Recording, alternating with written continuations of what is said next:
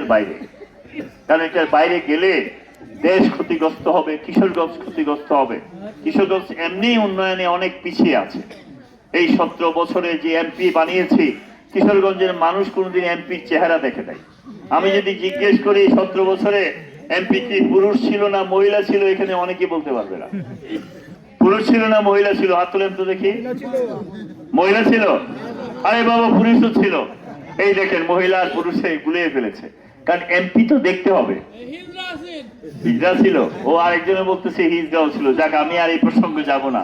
তবে আপনারা যাকে একটু আগে বক্তৃতা দিয়ে গেলেন, ওনাকে অন্তত আর যাই হোক চোখে চোখে পাবেন, রাস্তায় পাবেন, ঘাটে পাবেন, বাড়িতে পাবেন, তার কাছে কষ্টের কথাও বলতে পারবেন।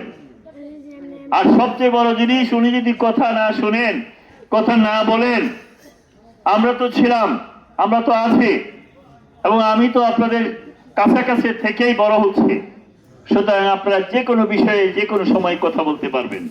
আর আমি যেহেতু সদরের এখনো সভাপতি আছি, এই হিসাবে আমাকে তো এখান থেকে আর সরানো যাবে না। সুতরাং আমি থাকবো আপনাদের পাশে থেকে, আপনাদেরকে সাথে নিয়ে একটা সুন্দর বাংলাদেশ আমরা করব। ঠিক আছে ভাই? আমি রাত হয়েছে, আরো কয়েকটা মিটিং আছে, এই জন্য আমি যাব। আমি শেষ কথা শুধু আপনাদেরকে বলি, আপনাদের এখানে নেতৃবৃন্দ আছেন যারা, আপনারা প্রতিটা ওয়ার্ডে যে আমি যেটা বলেছি, আপনারা সেই তালিকাগুলো আমাদের বোনদের, মায়েদের, গরিবদের একটা তালিকা ফাঁকে ফাঁকে করে রাখবেন। কাজ তো এমনিই করতেছেন, এইগুলি করে আমরা আল্লাহ যদি চায় 15 তারিখে আমরা এগুলি নিয়ে সব নিয়ে বসার চেষ্টা করব। কারণ আশা করতেছি বাংলাদেশের মানুষ যেভাবে আমাদের দিকে তাকিয়ে আছে, পৃথিবীর যত রিপোর্ট আসতেছে,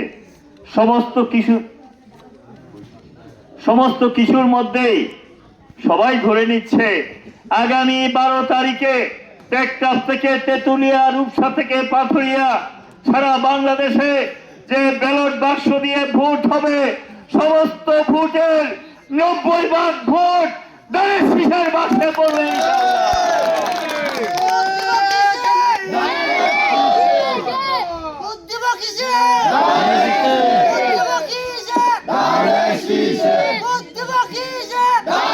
সুতরাং আমরা মনে করি আপনারা সেই ওয়ার্ডে ওয়ার্ডে তালিকাগুলা করে নেবেন, যাতে আমাদের পরবর্তী কাজগুলো আগে এগিয়ে থাকে। ঠিক আছে ভাই? করে রাখবেন তো? আর আপনাদের যারা এজেন্ট আছে সবাইকে রেডি রাখবেন, প্রশিক্ষিত করে কথা বলে। সকালে যাবে, সন্ধ্যায় বের হবে। আমাদের সমস্ত ব্যালট বাক্স আমরা গুনে গুনে বুঝে দেখে সিগনেচার করে একটা কপি নিয়ে আসবেন। যতক্ষণ আপনাকে কপি না দেবে ততক্ষণ এটাতে বসে থাকবেন, আমরা সেটা পাহারা দেব। ঠিক আছে? আর রাতের বেলাও ভোটটা হবে না, দিনের বেলাও কেউ সিল মারতে পারবে না। এই ভোটটা হবে আপনার ভোট, আপনি দেবেন, আমরা সেটা পাহারা দেব। ঠিক আছে ভাই?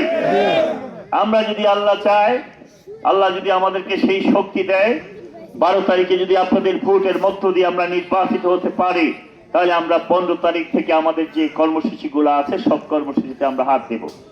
আপনাদের ইউনিয়নের সভাপতি সিরাজুল মেম্বার সাহেব, সাধারণ সম্পাদক মুর্শিদ সাহেব, আপনাদের সাংগঠনিক সম্পাদক বিল্লাল, জয়েন্ট সেক্রেটারি ফারুক, আরো সহ সভাপতি খেলু ভাই, সুমন আছেন, আপনাদের উলামা দলের সভাপতি মৌলানা রফিক সাহেব আছেন, আমাদের ওয়ার্ডের প্রেসিডেন্ট সেক্রেটারি, আরো যারা নেতৃবৃন্দ, শ্রমিক নেতা আপনাদের খাইরুল, তারপরে আছেন আপনাদের সাংগঠনিক সম্পাদক ফজলুল আমিন উজ্জ্বল, আপনাদের প্রবীণ সাবেক ছাত্রনেতা হেলাল আছেন, আপনাদের ওয়ার্ডের নেতৃবৃন্দ আছেন, আমার জামিয়া আমজাদিয়া মাদ্রাসার মৌলানা আছেন। আপনারা সবাই মিলে, বাবুল আছেন, নাম বললে অনেক পড়ে যাবে, খাইরুল্লাহ আছেন, স্বাস্থ্য আমার মতো আরো অনেক, সালাম ভাই আছেন, ওয়ার্ডের সভাপতি আওয়াল, সাধারণ সম্পাদক বাবুল, তারপরে হুমায়ুন আছেন। আচ্ছা, আর নাম বললে জুনায়েদপুর আছে নাকি? নাই নাম কইরম করে নাম তো যুব দলের রানা আছেন না, দূরে থাকলে হইতো না, কাছে থাকতেই আজের এবারে আইতো না, কইবে নাম কইতে, এটা কই আরো 12টা বাজা, এ আইলো না কেড়েতে আছে। সবাই যখন কইতেছে তে পুলিশের জন্য এত আছে। যাক, আমি এই জন্য কথাগুলো বললাম, আপনারা যারা নেতা, আপনারা এই মানুষের এই সমস্যাগুলো দেখবেন, দয়া করে আমাদের এই কার্ডগুলা নিয়ে আপনারা কোনো সময় নিজেদের লোক চুজ করার চেষ্টা করবেন না। আপনাদের কি করতে হবে সেটা আমরা বুঝবো। আমরা যদি ভালো থাকি, আপনারা যারা এখানে নেতা আছেন কেউ খারাপ থাকবেন না।